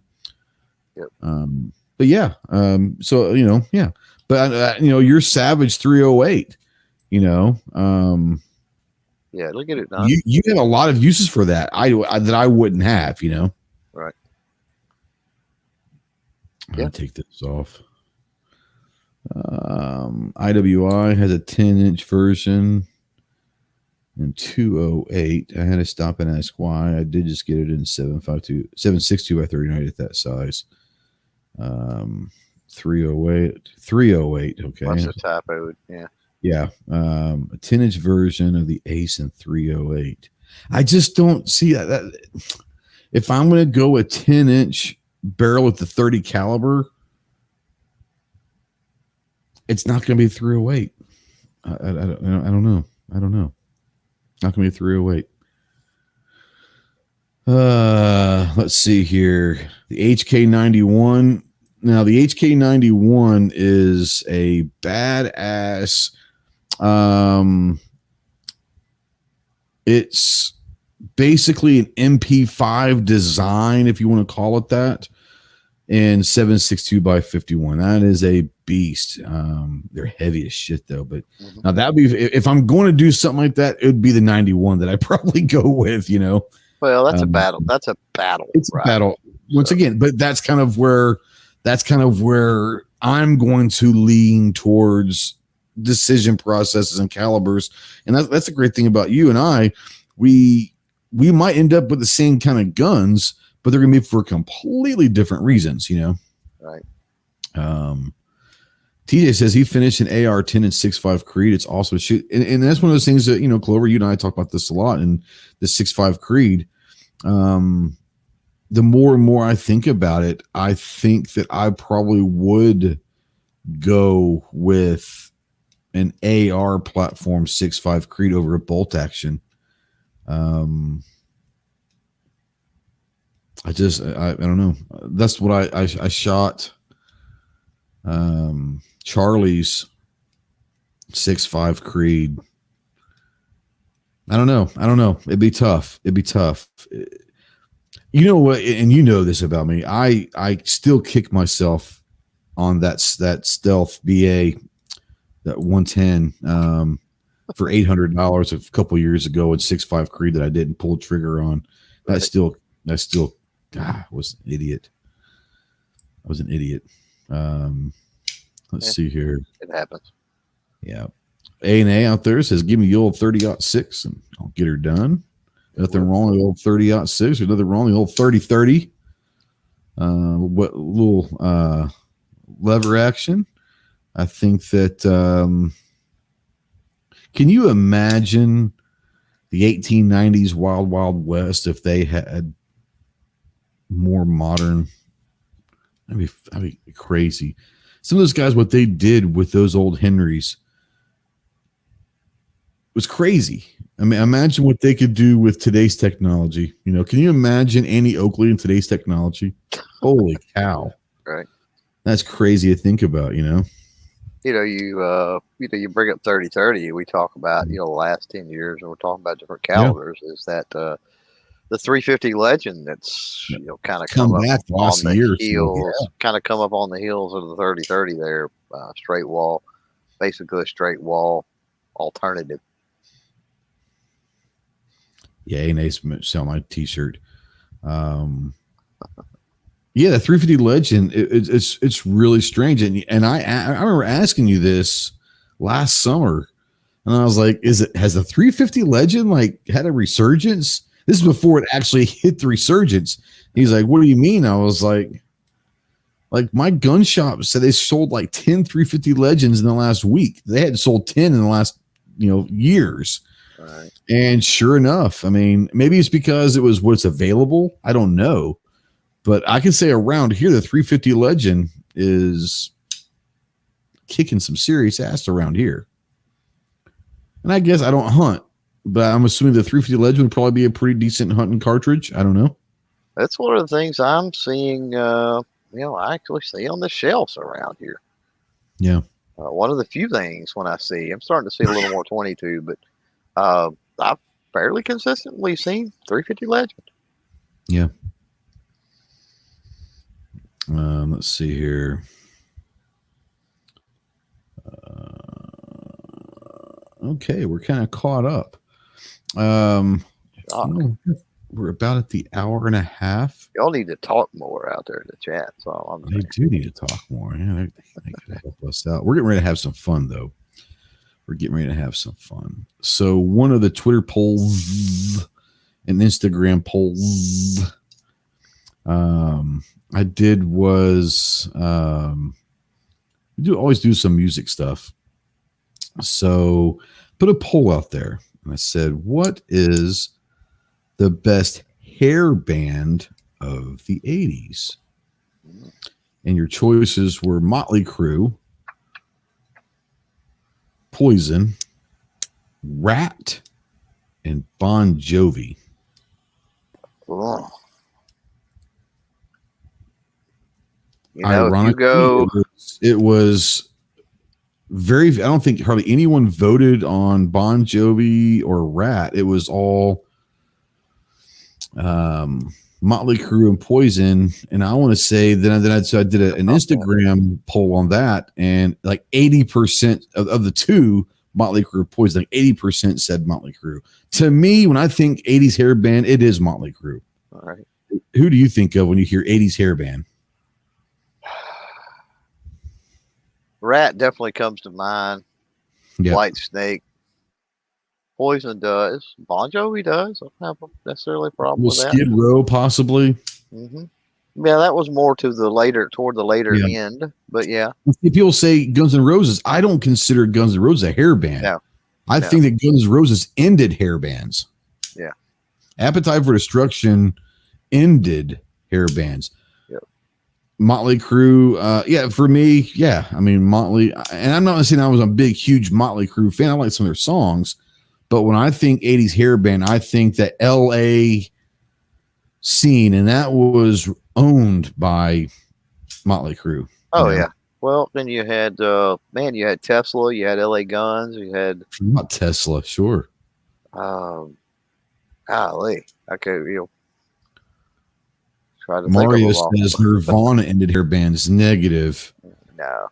Appetite for Destruction ended the glam hair band sound. Even you'll hear Vince Neil. I saw an interview with him one time, and he said the very first time he heard "Sweet Child of Mine" and "Welcome to the Jungle," he said, "It's over." Vince Neil said, "It's over. Our time is over." Guns N' Roses' Appetite for Destruction killed the hair band. Grunge with Nirvana and Pearl Jam changed music, but hair band, the Poisons, the Motley Crues, all that effectively ended when Appetite for Destruction came out. And G-Web says that GNR was definitely hair band. No. See, here's the thing. You can have hair. You can have hair and not be a hair band. When I think hair band, I think the bubble gum, that LA scene back in the mid 80s with Motley Crue, the bubble gum kind of. Well, it was kind of Cinderella. It was rock and roll, but it wasn't hard. It wasn't in your face rock and roll. The groupies chasing girls. It was all right. Boot tight. Yeah. More fun rock, I guess. Yeah, exactly. There you go. Fun rock. I don't consider. Ooh, Def Leppard. Def Leppard is probably a hair band in my eyes. Keith Lee just said Def Leppard, and you just said it too. But GNR in my eyes, they had hair, but they weren't a hair band. They got back to rock and roll. They were the late 80s version of, let's just say, Zeppelin. Zeppelin was to bubblegum pop with the Beatles and the Stones and the Who. Zeppelin kind of ended that shit. I would say that GNR was the Zeppelin to the hair band stuff. So, now we got people going off, man. Let's see here. Twisted Sister. Yeah, Twisted Sister. That's like a hair band. Cinderella, Slaughter, White Snake for sure. But no, I don't think that GNR. And Obnoxious says I wouldn't put GNR or Skid Row. I would probably put Skid Row as a closer to a hair band than to a rock. Well, I don't know. I think you might be right. I would say that they probably. I may not put Skid Row as a hair band. I think Skid Row, they come in a little later, so they come in. Maybe because they had a little different sound. Their sound was a little heavier, a little darker, for the most part. So. And they came in kind of on the tail, like I said, on the tail end of it. So, I don't know that I put them in the same category as hair band. Okay, Ghost is thinking really, really, really hard out there. So, G-Web says was Metallica a hair band? Yeah, I don't think so. No, but most of the bands in the '80s had hair. There he is. He's back. I dropped my knife on my computer and quit playing with it. Yeah, quit playing with my click, click, click, click, click. Yeah, get my stress. Hair bands. Yeah. What were you saying now? While I was gone, what were you saying? No, it's just you were talking about Skid Row, and I said they were a little heavier than some of the other stuff. A little heavier, a little darker, and they come in towards kind of the tail end of it, at least popularity wise. So I don't know that I put them in the hair band category, but all of the bands of the '80s had hair. So yeah. Obnoxious says, "What has 9 arms and plays rock and roll?" Did he ever come out with an answer to that? I don't know. Interested. Let's see here. Go down here. Fog Hat. He had 1 arm and played rock and roll. So G-Webs. Was Metallica a hair band? No, Metallica was a metal. Metallica up in there with like Metallica, Slayer, Megadeth, Iron Maiden, all of those, absolutely. Just like I wouldn't put AC/DC as a hair band. Yep. AC/DC is just pure rock and roll, Would I consider Kiss a hair band? Kiss was the glam rock. But I think that glam rock was a precursor to hair bands. I would say that Kiss is a hair band a decade before the hair band craze kicked off. Maybe they were the godfathers of hair bands, Right. As I do, I think that glam rock probably turned into the hair bands. I'd be willing to. I don't know this, but I would say that Motley Crue and Cinderella and Def Leppard, I guarantee all those hair bands, Kiss was amongst all of their influences, I'm sure. So maybe because of the performance side of things. Yeah, exactly. Now Rich says Metallica is a thrash band. Okay, thrash metal, I think. I don't yeah, sure. I mean, who knows what they're called these days. G says that Kiss was the OG hair band. I think so. Right. I think they're a hair band before anyone knew what a hair band was, you know. Well, I mean, most of the lyrics to most of their songs kind of align with most of the lyrics of the hair band age. So, Queen, I don't think Queen was a hair band. No. I think that Queen was just a rock band. I don't really, that's the thing about Queen.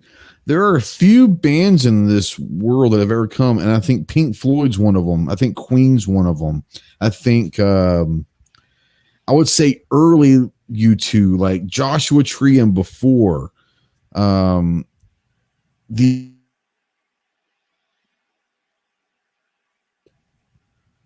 a group, they are just them.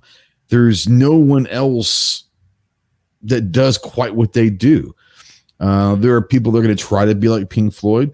There are going to be people that try to be like Queen. There are going to be people that try to be or try to be. I think the Smiths were one of those bands. There's just bands that don't fit into a category. They are kind of just off on their own. I think Queen's one of them. I think Queen definitely was one of those. Didn't have a category you could put them in. Are they pop? Are they rock? Are they theatrical? Are they glam? Are they hair bands? Are they punk? What are they? I don't think they could.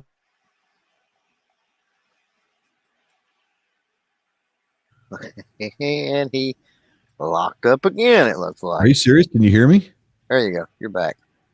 Did you hear anything about what I said about Queen? No. I went off on Queen. So I went off on Queen and Pink Floyd, and like I said, there's just bands. There's Pink Floyd, there's Queen, there's early. I would say Joshua Tree and prior for U2. I would say the Smiths that don't fit into a category. They are like. Tell me what Queen is. Are they glam? Are they hair band? Are they theatrical? Are they pop? Are they punk? I don't know what Queen is. So I think I don't know. There's just Queen's Queen, Pink Floyd's Pink Floyd. U2. Well, early U2's just U2. I think in the 70s, Queen was, that 70s rock and roll. And then I think that I think they morphed into a little bit of the glam rock. When they dressed in drag, got kicked off MTV, for example, whatever video that was, I don't remember which one that was. But anyway, I've got to be free, maybe, or whatever. Sure. That definitely kind of points to, I would say that they're sort of glam rock in a way. So I think they were a little bit of mixture of a lot of different things, right? I mean, look at Bohemian Rhapsody. What genre do you put that in? Seriously. Well, that was what, like rock opera? 73, 74, something like that. Is that rock opera? And if that's the case, then you put them in there with like the Who, right? So I don't know. Yeah. Yeah. Okay. I'm getting ready to piss off a lot of people here. And I see Rush I can't stand Rush. I would agree with you. There is nothing about Rush. There is literally not one song from Rush that I would sit there and say, if I heard it on the radio, I would keep it on there. Rush does. I'm not saying they're bad. For me, they do nothing for me. And anyone that sits there and say that Rush is better than Pink Floyd, you are outside your damn mind. Right. Just saying. Right. Just saying. No, Rush. I got nothing for Rush. Don't even start with me, Gizzard Gary. He says Rush put Pink Floyd to shame. Please stop. Stop. Stop. I was gonna say that. Anyways, yeah, Van Halen. See, I don't know. I would say that. Okay, that's an interesting one. I think that when David Lee Roth was with Van Halen, they very easily could have been considered a hair band. I was not a big fan of Van Hagar is what I like to call him. I'm not a big fan of Sammy Hagar, but I think when Hagar joined the band, he steered them more mainstream, like pop rock. So I don't say that they would. I would say if you're going to consider Van Halen a hair band, it would have been probably when David Lee Roth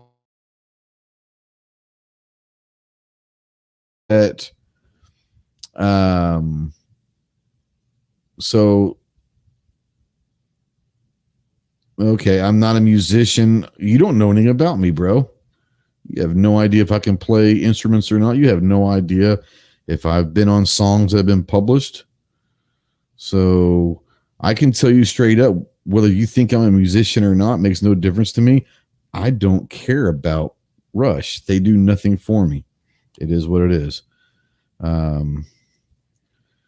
I don't understand that Van Halen came out in the 70s, but what I'm saying is the 80s, let's say like the Jump and that whole era, the early 80s, David Lee Roth, Van Halen, possibly I could sit there and say you could maybe consider them as a hair band for a few years.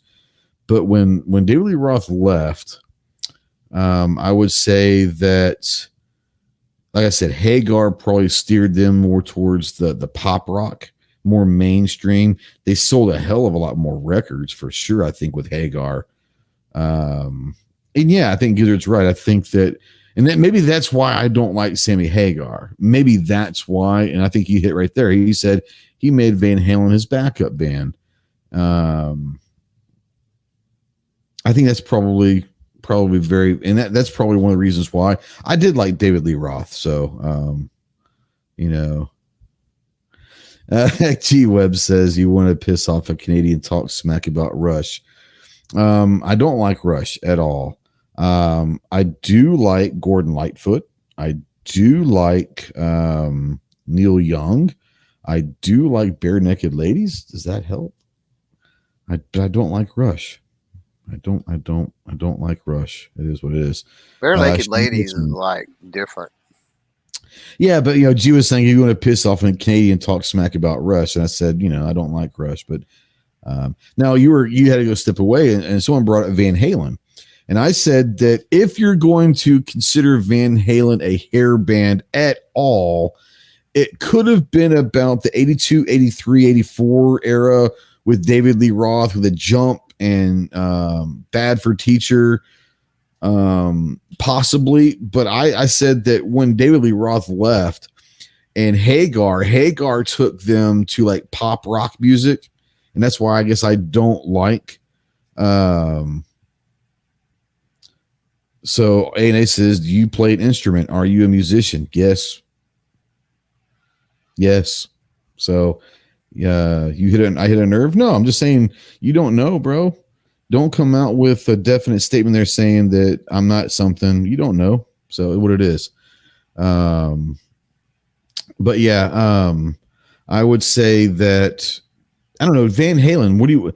I know they came out well before. So Van Halen and Aerosmith. Oh, what would you say, Van Halen, Aerosmith? What kind of categories would you put them in? Just regular rock? Yeah, I think so. With Aerosmith, yeah, I think so. Yeah.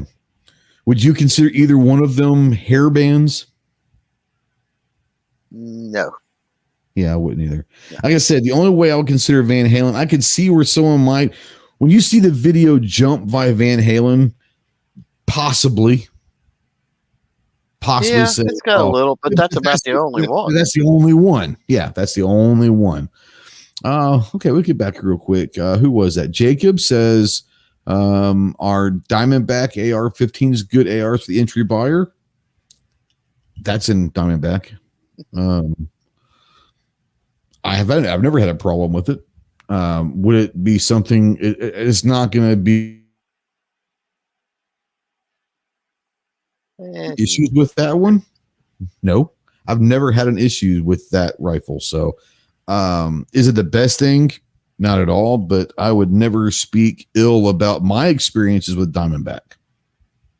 So, G-Web says Aerosmith equals hair. Well, I mean, all bands from the late 60s on up, or hair bands. I mean, hell, the Beatles had hair at the end. Right. Gizzard says that Hagar was better without Van. I've never been a Hagar fan. Now, you were gone.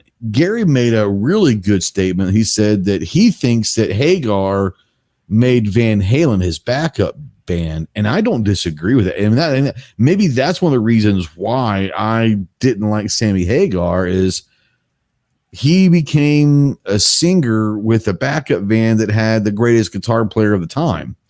And made them a pop rock, in my opinion, took them to pop. He made them much more commercially successful, no doubt. Sold a lot more albums, made a lot more money during that time, but they weren't the same band in my eyes. I don't know. I like Hagar. I mean, that was just there was a different sound to Eddie and the rest of them, with all that. Yeah. Did Hagar have one hit with Van Halen? Honest to God, their biggest hits were with Hagar. Right Now is probably the best-selling song of Van Halen's history. Was Right Now, and that was a Hagar song. So, but I don't like Hagar. Never have. And I don't know what it about it. I don't know. I just never have liked them. G23 is getting ready to get banned. Nice seeing you. Nice knowing you, kid. He said the Beatles are the world's worst band ever. Changed my mind. Musicianship. I don't know. George Harrison was a very average, maybe slightly above average lead guitar player. I would say that if you've ever listened to just the pure bass lines of Paul McCartney, he was a hell of a bass player. Ringo Starr, it is what it is. Now, musicianship, I would say that very average band. What made the Beatles is they changed music. I would say the greatest songwriting band ever, probably. But yeah, I love. I'm a Beatles guy, so 223 have a shirt. Yeah, I don't know. Right, I've had this shirt for a long time, but let's see here. Led Zeppelin, one of the best ever. See, I'm not a huge Zeppelin fan. I like Zeppelin. I hear a Zeppelin song. I'm not going to turn a channel, but I wouldn't go to their one of concerts. If they were going to come out, I wouldn't go to the concert. Beatles and Elvis, 1000% overrated. You have your own opinion. The Beatles and Elvis, I would say that every musician, including R&B and hip hop and all that, every musician today owes 25% each to the Beatles and Elvis of every dollar they make. Half of their money should go split between Elvis and the Beatles. Just saying. If they are a 4-piece rock and roll band, that's the Beatles. If you're talking about a solo artist that is able to cross into white America and black America, that's Elvis. So every hip hop that's selling to white America, Elvis started all that. So I would say musically, possibly. Legacy, no, you can never overrated. Elvis rode the coattails. Okay. There were some great artists back then, no doubt about it. You talking about the only one, this I never saw him, but from my understanding, people that were around for all of it, that said the only person that they've ever seen that could hang with Elvis as far as on stage and a show was Michael Jackson. Yeah, I don't know. Graceland is epic. I've been there a bunch, and yeah, Graceland is awesome. Is Eminem is basically Elvis. I think that to a certain extent, Eminem wouldn't have had the opportunities probably if Elvis hadn't come around. There's a lot of people that, once again, I was young when he died. I was like 2 years old when he died, but I'm just going by what everyone says, that Elvis changed everything. Between the Beatles and Elvis, they were movie stars in their prime. I mean, they did all of that. They created a sound. They created an idea. And you can say what you want to about them, their instrument, their musicianship. You can say what you want to about whatever. You're never going to take away the influence that Elvis had on the world, and you're never going to take away the influence that the Beatles had on the world. It is what it is. Johnny Cash, love Johnny Cash, one of my favorite. Jerry Lee Lewis. So I guess back in the day, Jerry Lee Lewis and Johnny Cash and Elvis and all them, they all kind of toured the South and Mid-South together. Can you imagine, one, that show before they made it real big? And two, can you imagine the parties that tour had? Holy hell, that could have been fun.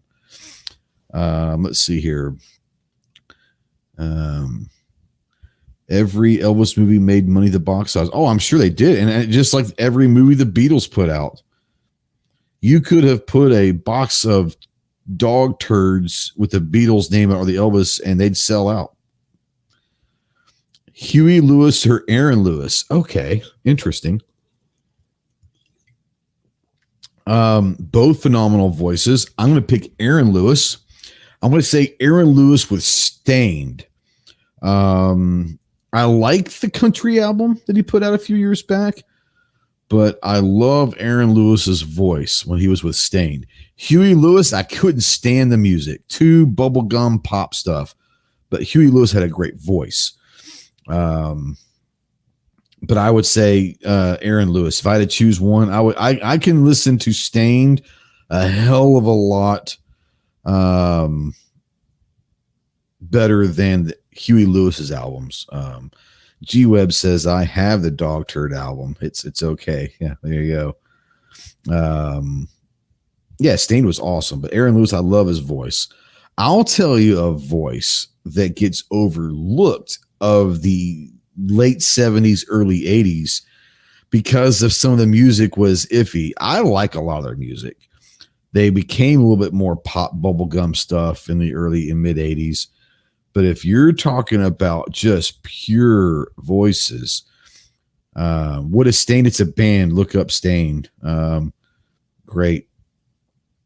Is Aaron Huey's son? I don't think so. But we're talking about just straight up voices. There are two voices. I answered one a couple weeks ago, and I said that I think that two of the best voice, just pure voice for a male in the 80s, I think was George Michael. And you can say what you want to about him, his lifestyle, whatever. George Michael could flat out sing. I'll tell you another person that could just flat out sing was Daryl Hall of Hall & Oates. Daryl Hall, to this day, has an incredible voice. Aaron Lewis and Kid Rock should team up. Ooh, I like that. I think Kid Rock is extremely talented. Steve Perry, once again, Steve Perry definitely is up there. He's definitely on the Mount Rushmore of 80s voices. Definitely. But I would say, yeah, Steve Perry's up there. I mean, I know it's crazy, but George Michael had a beautiful voice. Daryl Hall had a great voice. Morrissey has had a beautiful voice. Huey Lewis had a great voice. Patton. So, all right, you got me. Who the hell is Mike Patton? Was he best known for? Oh, Faith No More. Okay, I didn't know his name, honestly. I actually saw them. Gosh, was it 92, 93? So it was the Guns N' Roses, Metallica, Faith No More. I don't know if Faith No More was always the opening band, but when it came to Dallas, Faith No More was the open band. Yeah, Faith No More, Mike Patton. I guess I didn't know his name. Great voice. Weird shit, but weird voice. But yeah, I actually saw them. They opened up. Faith No More. They were good. They were, to me, they were the early 90s version of Korn. And I'm not a big fan of Korn, but I can appreciate Korn. Does that make sense? I can appreciate what they are. I would never go to a concert for them specifically, but if they were at that concert, I would enjoy it. Kind of like I did with Faith No More. I went there and they opened up. I think that when I was there, it was Faith No More, Metallica, then Guns N' Roses during that leg. I guess Metallica and Guns N' Roses always kind of switched off of who the headliner was. In Dallas that year, it was the Cotton Bowl.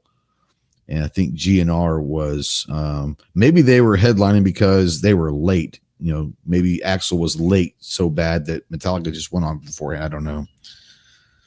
But yeah, yeah. I'm not a big Korn guy, but yeah, I think that, yeah, Faith No More was kind of like a Korn type band for me. Clover, are you back, or I'm not sure what the hell's going on with Clover. Let's see here. Look up his vocal range. Yeah, no, I just wasn't a big fan of all the music, but I enjoyed them. Definitely didn't dislike them, but yeah, I didn't know his name, Mike. So Mike Patton. Yeah, never. Freddie Mercury. So yeah, I mean, yeah, Freddie Mercury. For some reason, we talked about this a couple weeks ago. For some reason, I don't know why. And they went all the way into the early 90s before he died. But when I think Queen, I think 70s. I think 70s, man. I don't think.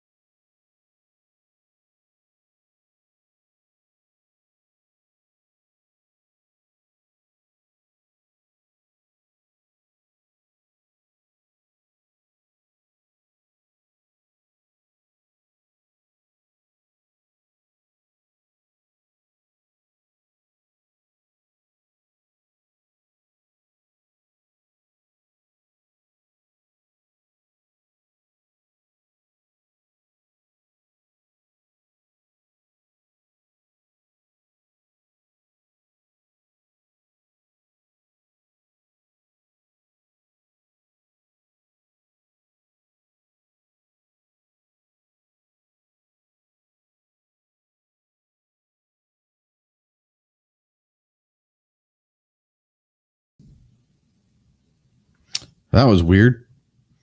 My phone as you guys know, I run off of my phone, but my phone decided that it was going to update. Yeah, went to update right in the middle, so it turned my phone off and restart them. So yeah, it was what it is. Yeah, so if this was a movie, it'd be Frozen. Yeah, Gremlins got me. No, my phone just decided it was going to restart and update. So Aaron Lewis's pro gun. Also, I don't know. I'll take your word for it, which makes them even better. But I don't know. No, I get Cajun guy out there says Queen was 74 and 91. I get it, but when I think Queen, I know a lot of their biggest hits were in like the early 80s, but when I think Queen, for some reason, I think 70s band. G said, I thought you were just singing a Rush song. Yeah. Blame it on Clover. Yeah, I don't know. Clover is AFK right now, so I don't know. It's 2 hours, so we're getting ready to call this off anyways. But yeah, thanks everyone for watching. I had fun with this one. Go check out CloverTac. Not only clovertac.com, he's got all of his gun stuff, but he actually has been doing a lot of stuff with his baseball, football, basketball, hockey cards. He's got a new channel over there. If you're interested in that stuff, go check out CloverTac Cards. CloverTac. I'll put this out in the chat. We don't have his direct link yet. That is CloverTac Cards.